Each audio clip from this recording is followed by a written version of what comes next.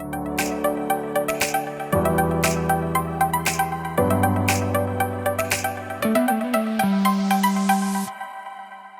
think that's it, probably. Cool.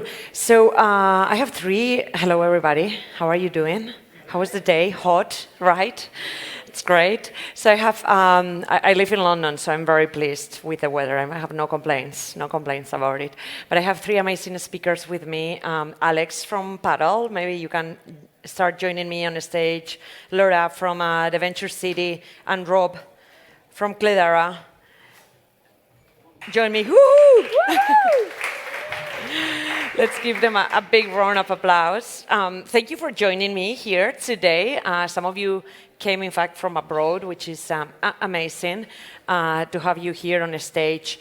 But just before we start, obviously, I know everyone in the panel pretty well. I invited them because I do think, in fact, they are probably the best people in this ecosystem to be talking about product-led growth. So, but I would like you maybe to introduce yourselves, but you are going to do a much better job than me. Sure. So Alex, why don't you start talking? Yeah. Thank you very much, Alex Wilson. I run a lot of commercial strategy at Paddle. We are a SaaS and payments infrastructure company. So everything from checkout, invoicing, we do all tax and compliance, and we work with tons of PLG companies. So hopefully know a little bit about what I'm talking about tonight. Mm-hmm. Excellent. Laura Gonzalo de Stefani, I'm the founder and CEO of the Venture City. We're a venture capital fund based out in Miami, but in Madrid as well, I have to say. We have almost 200 million under management, 70% is SaaS, and everything is almost, it is product-led growth. We have, I don't know, maybe 50 companies we've invested in Spain in the past 5 years. In Europe, sorry, not in Spain. In the past 5 years, and I'm very excited about having fun with you guys here on stage today. All right. Soy madrileña, by the way. That's a product hack. Hi, I'm Rob Glickman. I'm the CMO of Cledara, and we are a company that helps businesses probably like yours to discover, buy, manage, and cancel all the software that you use to run your business. I am not a madrileño, but I lived in Madrid many years ago. I used to be at eBay many years ago, PayPal, Symantec, SAP, so I've had a career in marketing both at startups and at large enterprises. And I live in Valencia, Spain. So. Excellent, good. So thank you for the introduction. We are going to be talking about PLG. And so I know that some of the people in the audience might be here trying to better understand, in fact, what PLG is, right? I think it's really in fashion. Everyone is like, oh, I'm doing PLG, but really, what is PLG and what does it apply to, right? So maybe we can talk a little bit more about that. Rob, do you want to do a quick introduction of what is, in fact, PLG? What do we mean with PLG? I'll start it off, and then I'll hand it off. Uh-huh. So the way to think about PLG, the first thing I'll say is there's always a new acronym for something. And as I get grayer hair, I realize we've done this before, but maybe it's a new name. So the way to think about PLG fundamentally is how do companies use the actual product that the customers are using as a vehicle for acquisition, activation, retention, and loyalty. So it's the actual experience that they're having which is the generator of everything that you're trying to do in the business, as opposed to the old days where you have, there's still companies that do marketing-led and sales-led, but typically those are different silos. Marketing is trying to get users at all costs, maybe not thinking about what they do once they register. Give us an example, and maybe we can sit a little bit Oh, here. my goodness. Why don't you have some good examples? For example, Typeform in Spain, Barcelona-based company is very much embracing product-led growth. Marketplaces, I don't know. Why is Typeform? Because in order for them to grow in terms of users, you basically get the email, hey, Laura, are you invited to this place? Just fill in the form. If you've never used Typeform before, you have to register yourself. Then you do it, and then pop, And before Typeform, the grandfather was SurveyMonkey. So back in 2000, if you received a survey, you answered it, and then the splash screen, which was the most valuable piece of real estate on the internet in 2000, was thank you for filling out the survey. Why don't you launch a survey? And obviously, those are very clear examples of Yeah. companies or softwares that we go and we start using them from scratch without having anybody calling me to ask me whether I want to buy, in fact, SurveyMonkey to send a survey to my friends. Right. But PLG is not for everyone, right? Because it is not very much, all those products are not very much obvious to be used, and they don't need integration. So when do we use PLG? Maybe you can talk a little bit more about that, Yeah, Alex. When do we use PLG and not? I think in short to the question, is PLG for everyone? No. I think it could be, or maybe later on in like a cycle. At Paddle 7 or so years ago, we had a decision to make. We sell into software companies, which is obviously a huge market, which is really well suited for PLG because you can basically just drive tons and tons of traffic to somewhere and just capture that revenue. What we found was because the market itself wasn't particularly well informed about basically the status quo we were trying to disrupt. Typically, if you're trying to get paid as a software company, you put Stripe together, PayPal, you use a tax tool like Avalara, maybe a subscription, we call it piecemeal setup. And that was the pure status quo which we had to disrupt. And if you just try and put on advertising and bet on searches, people aren't looking for it. So Because actually, people didn't know even that existed. This is what we call our new product category, right? Exactly. How can you buy something which you don't know exists? And so that's where probably more of a sales-led motion works better. So what we did was took a really precise, laser-focused view on this is our real ideal customer type, targeted them, and then what happened was over time you build a sort of inflection point of companies, logos that you can put on your website for some social proof. And obviously that they can then start educating the market. And then fast forward a few years later, once you've built that brand and that sort of ability to prove that there's a different way of doing things, that's when you can go down a PLG motion, or probably more so for a complex product like payments where you need to rip out certain things versus probably something a little bit more straightforward like a SurveyMonkey. Yeah, I think Alex has been a little bit modest, saying a couple of years forward, because I don't know if you know, but 2 weeks ago they became a unicorn, so a Paddle, so which is I think it's obviously they did pretty well on the sales mode and moving to PLG afterwards. But I know Paddle is one of my portfolio in the company, one company in my portfolio. I'm a SaaS investor too, and Cledera is also a company. I am not. Not yet, Laura. And Cledera is too. But We go invest together. Let's say exactly. We have invested together for sure. There's always time. But Cledera is an earlier stage, and now Yes. you are starting to do that, right? And so, what would you say to this audience who is in fact now doing sales-led and they want to start testing a little bit of PLG? What would you say are the strategies to move to that? Yeah. Should you go? Yes. So the first thing I'll say is PLG is almost a mindset. So you have to understand, so the category is very important. If it's an established category, so my category is not established. There are not many companies who help you discover, buy, manage, and cancel your software. There's companies that give you credit cards to spend. There are companies that do many other things. So for us, PLG at the beginning wasn't the most efficient model. It was sales-led. We needed to inform the market. So with category creation, you are defining the point of view, you're defining the narrative, and you're getting it out there, but you're looking for those pain points that are already in the market. So you're reaching out to people with a pain that you know exists, but it doesn't have a clear definition yet. So if you're thinking of PLG, and the way to get into it is, what are the things that you know customers are already aware of as a problem or a jobs to be done, things that they're trying to do that you feel you can solve? And how can you get them to that faster? And it can be very specific. It doesn't even have to be your whole product. It can be a certain feature or one thing that you do well. How can you drive people to that one thing and then use that as a flywheel mechanism to get them to do something else? So basically, when you have the product-led growth framework implemented in your company, you're making your users work. So your users are going to be the ones helping you grow. Let's say WhatsApp, right? So they didn't invest a dime on marketing or sales. It's a software based company where if you were not using WhatsApp back in the day, you would get kind of like an SMS or something from a friend, hey, join WhatsApp. It wasn't WhatsApp sending it was your friend that was already in WhatsApp that somehow wanted to interact with you at WhatsApp. If you are, for example, in a marketplace, e-commerce, as you were saying, there are features that can be product-led, but it's basically marketing-led.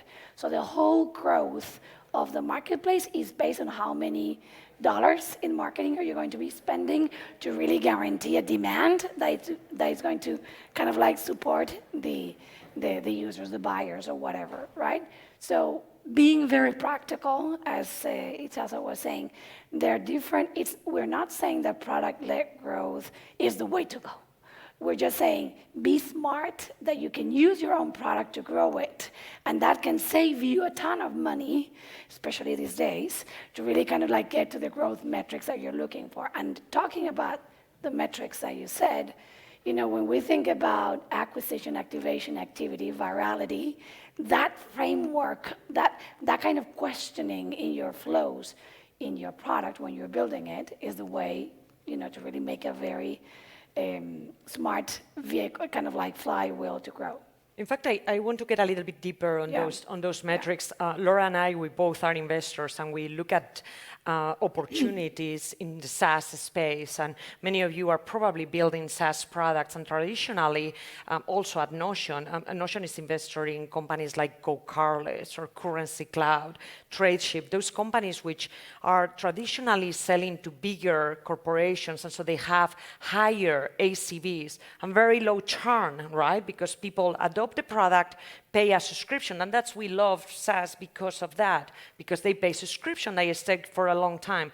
And suddenly we have those companies that are much more product-led, which come to us, they have a very good logo velocity, but at the same time, they have very tiny ACVs. When you get to Zoom, whatever you pay with your credit card, it's very tiny. And so the ACV from each of the, let's say, prosumers, somebody who is a consumer is using this mainly for business, right?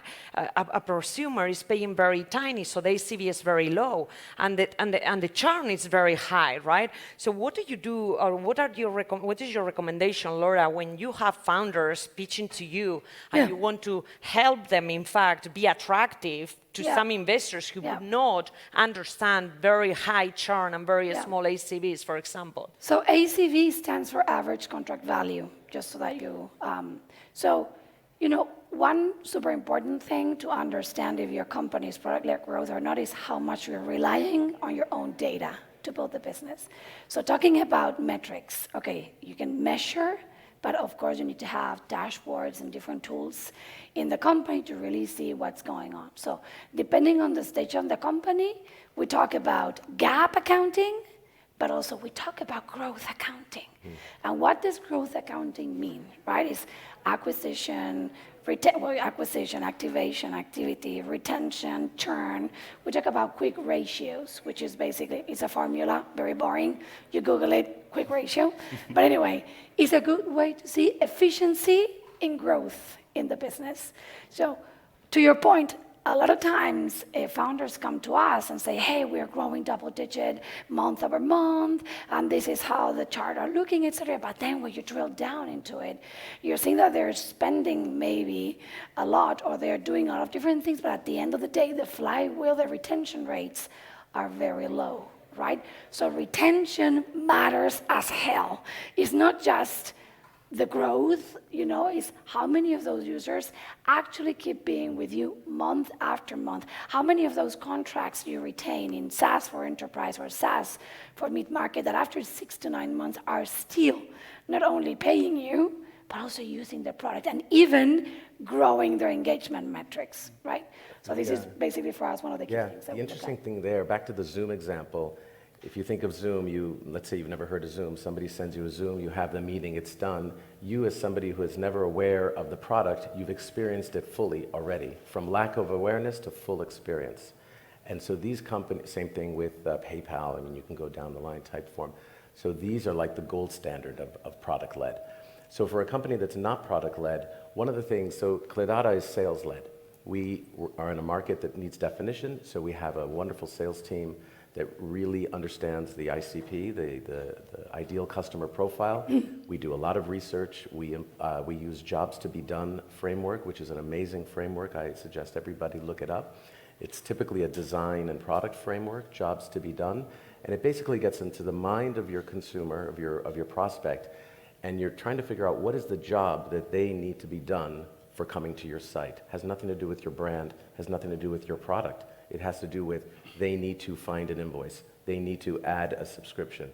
So by doing that, then you can get closer to understanding what PLG motion you could maybe have on your, in your business. And then you can test it. Yeah.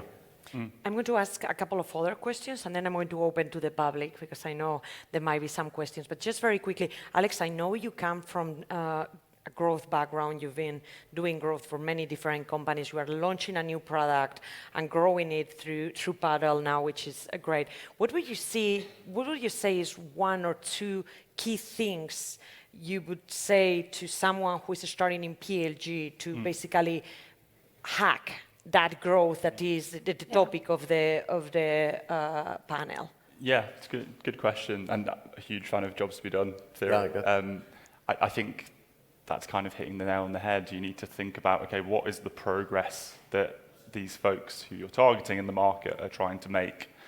And it's not just trying to make when they're using your product, but we're huge at Paddle around content strategy. We've invested so heavily into it. We recently acquired a company called Profitwell.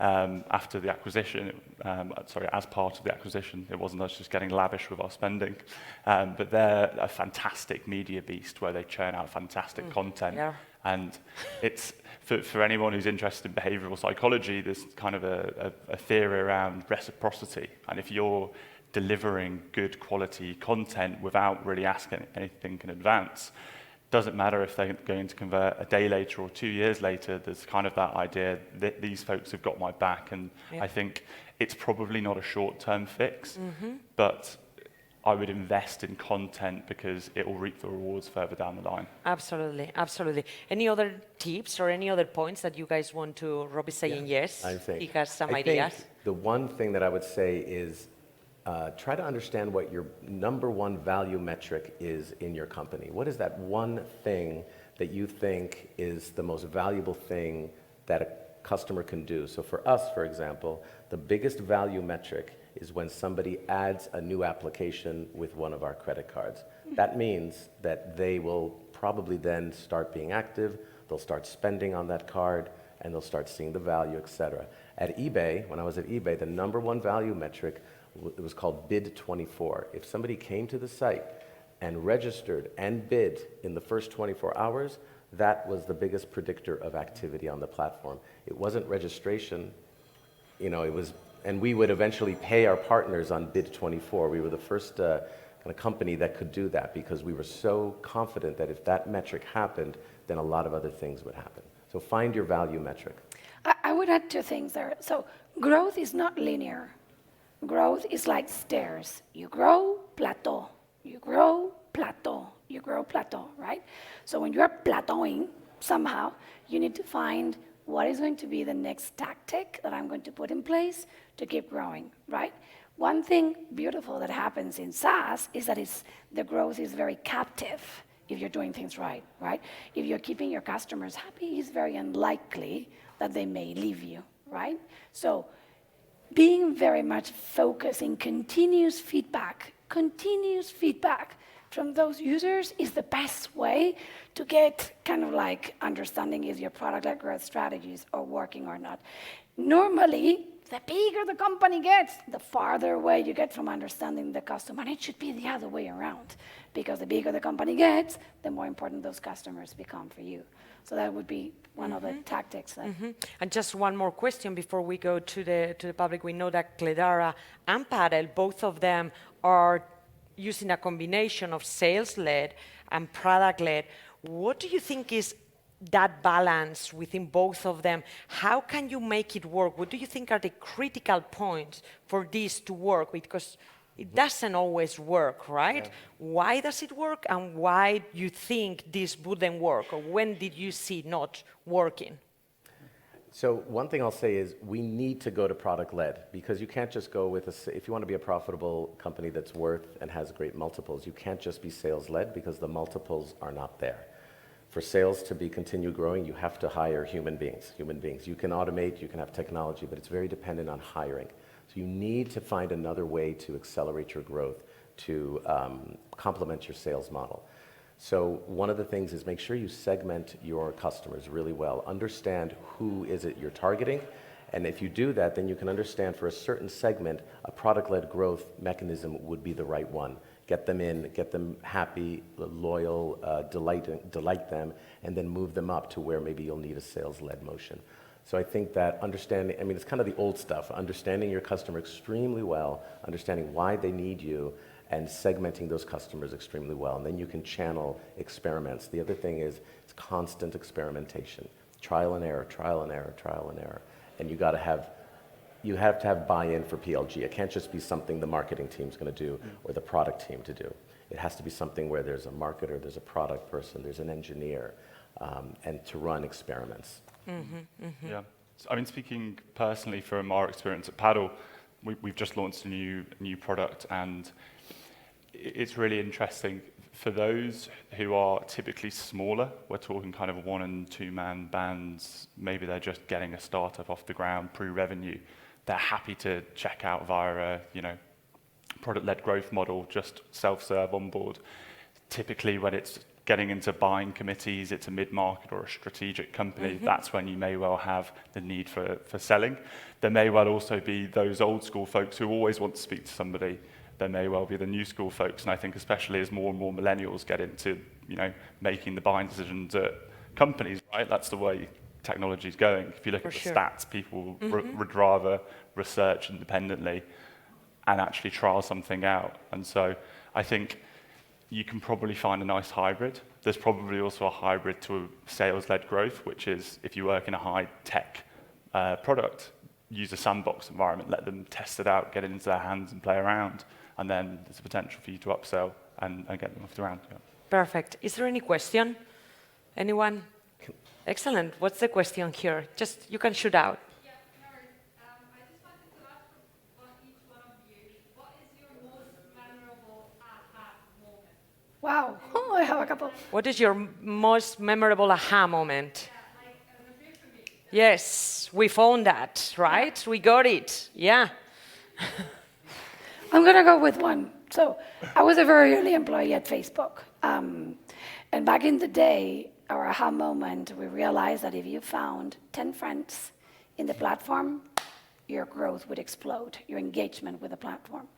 I remember that at WhatsApp, which is a company that we acquired back in the day, it was, I think the viral ratio was 4-to-1, meaning that every single individual that would use WhatsApp would bring along extra 4 that would become as engaged as they. I am not in a position to share any aha moments from any of my companies because that's confidential. but I think that those two, are very, in SaaS, and let me tell you, SaaS mid-market, the moment, so we have companies that do have trial periods of like 2 weeks. The moment that someone uses a product more than 4 days in a week, that is going to be an amazing paying customer. So you need to really build a product that as much as possible send you reminders to use the product at least 4 days a week. So those are like... Perfect. Great example. Very quickly. When I worked at eBay, we would joke around internally that the eBay page was a disaster. And even now, the Amazon is a disaster. If you actually go into Amazon and you click around, it's like shocking. Yeah. But it's there for a reason. And so it's just shocking to see how users would just dig through the inefficiency to get what they needed. And so in that digging, you find all these friction points. And I was out of graduate school, I didn't know anything, and just working with the product and engineering teams, how they figured out these little points of friction where people could get to bid quicker, understand the item quicker, was just fascinating. But seeing that incredible spike in eBay, irrespective of the product design, made me really develop empathy for the final user to understand really that's all about the empathy and the job that that user is trying to figure out, and they will figure it out, versus a beautiful design that will not work. So it's very, it all comes back to the research you do on your customer and what they're really looking for. Excellent. Do you have anything to add? Or I'm not sure I've had the aha moment yet. Okay. That's good. That's great. There are a couple of questions, so I want to just take them. Yeah, go ahead. Hi, how are you? My name is Gonzalo. If we are talking about retention and acquisition, do you think that there is one that is better than the other, that we have to put more focus in one of them? Completely depends. Yeah. It completely depends. So retaining customers is critical. Acquiring customers is critical. But if you can retain customers, then they can be a flywheel for NRR expansion, so that customer can start expanding use with you and buying more and upgrading and doing all of that. Plus, then there's the viral loops and word of mouth and bringing in new customers. So it really depends. So, are you a founder? I don't see you, Gonzalo. Can you wake up or show you up your... Okay. Are you a founder, Gonzalo? Yeah. What stage? In finding product market fit. Finding product market fit. Okay.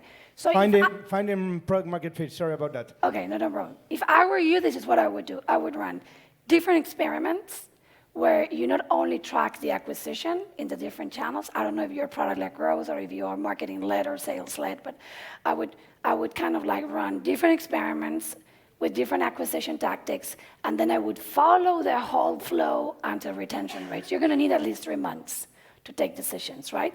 If at the end of the day, the acquisition tactics or channels that you use don't retain, what type of industry? It's networking worldwide. Networking, so it's social. Yeah, so Okay, if you don't return 70%, if you don't retain 70% of the people, focus on something else. 70, that's a high bar. 70. For social is a number. Wow. It's a social product. She worked for Social Facebook products. for 9 years, so I think you should talk to her right after. But yeah. I think just to add to that, I think retention is way more critical than a lot of people give credit for. I think you've got to think about kind of output metrics as well as input metrics. I think everyone likes to give everyone a pat on the back for these, like, oh, we've acquired X amount of customers, but if you've lost half of them, or 70%, or all of them, then you don't have product market fit there. You've got what looks like product market fit on the surface, but you probably need to do a bit more product work there. So if you've effectively look at it as a bucket and you've got a big hole in the bottom, you need to patch up that bucket before you put more water in there, and that hopefully creates more of a sustainable business. And acquisition is painfully expensive, especially now. Absolutely. Is there any other question? No? One, very quick one. We have 2 minutes. Say your name, your industry, and your stage if you're a founder, please. No, I'm Pablo. Pablo. I would like to know, because in the growth stage, some startup used to implement the role of the product marketing manager. So I would like to know what's the role in this kind of startups, and it's more focused on retention, acquisition, and how the marketing product join or have different synergies with the main product. So we have time for I'll give one you a of you to speed answer. respond, so I think Oh, okay. we need No, to go go to the point. Yeah. Speed answer. So I agree that a product marketer is probably one of the most critical hires before an activation, before paid marketing, anything else, because the product marketer is going to do the research to understand who the customer is. What's the positioning? The positioning is so important to get right. Before you do messaging, you have to understand what's the space in the brain of the prospect that you want to occupy, and positioning is extremely time-consuming. So that's the number one thing the product marketer needs to do. After that, and that flows to, okay, I understand the positioning, that means I understand the customer, I understand the jobs to be done, I understand all this stuff, I've spoken to customers.